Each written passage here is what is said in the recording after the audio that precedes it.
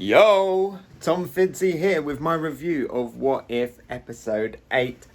And I just sat here for like 20 minutes talking about it and I forgot to press the record button, so I got to do it all again. I made some really good points. You just got to trust me on that. Only me and the watcher and my cat Buttercup know what I was talking about. So hopefully I can remember and do it again.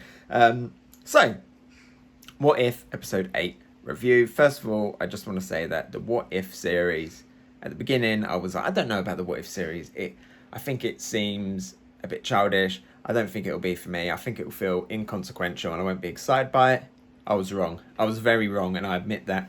The What If series has been phenomenal, and this episode absolutely cemented it as probably my second favourite series from the Disney Plus Marvel library after Loki, because I'm enjoying it so much, and I'm really hyped for next week. The animated format of the show is really working for me. It's made me excited to see Star Wars Visions because I haven't watched that yet. So let's get into this episode. This episode was the following on from last time, where Party 4 got visited by a form of Ultron. This tells the story of what happened in this universe.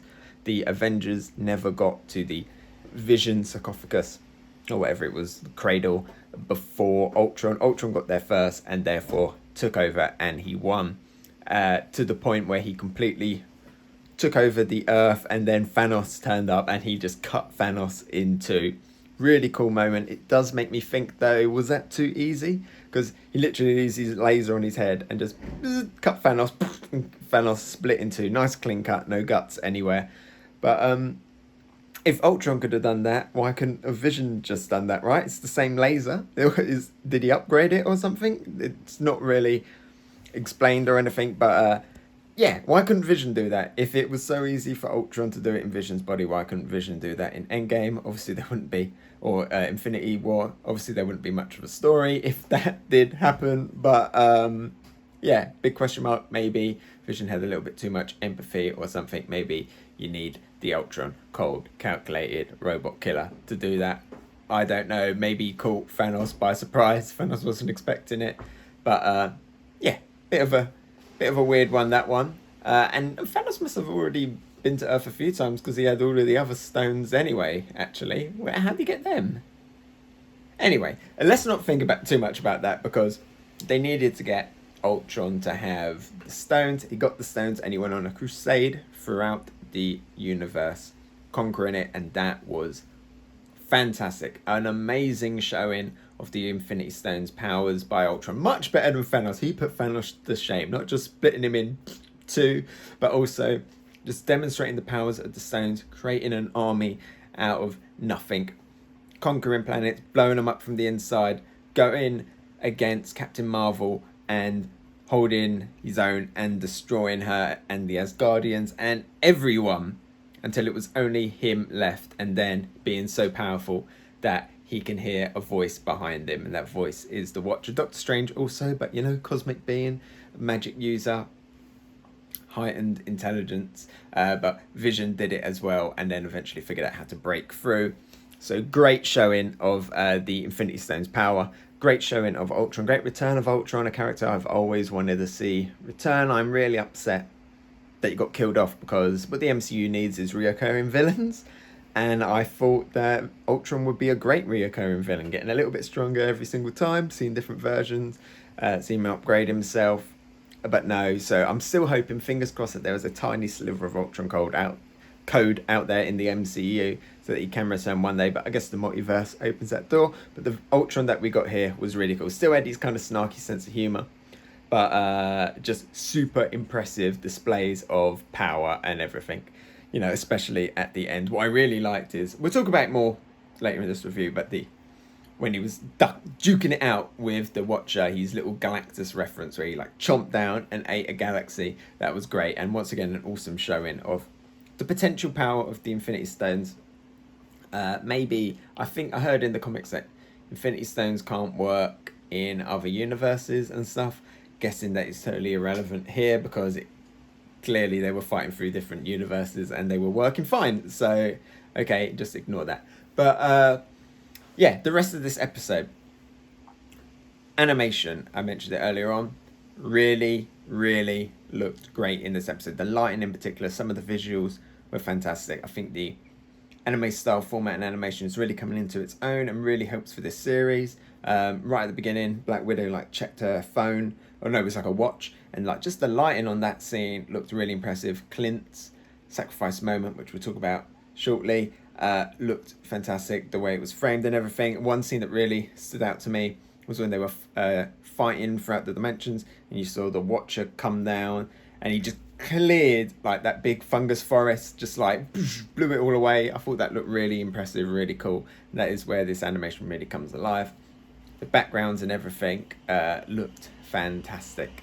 I liked the fact that out of everybody in the universe to survive, it was the two human Avengers were the two that survived. I thought that was really cool. It was, you know, the girl with the electric sticks and the guy with the bow and arrow and apparently Harry Potter's cloak of invisibility. They were the two to survive, kind of similar to the zombie one, you know, where it was like a really unlikely people would be the people that survived. We kind of see that here. You'd think it'd be like Thor and Captain Marvel would be the last ones, but no, just two regular people. Well, not regular, they're super highly trained people with access to like metal arms. How do you get that? Magic, like kind of like magic, like bow and arrows that can seemingly do anything and create crazy technology far beyond what is actually possible in the real world. And where did Clint keep getting all of them? He had a pretty good supply of very advanced arrows, so who was making them?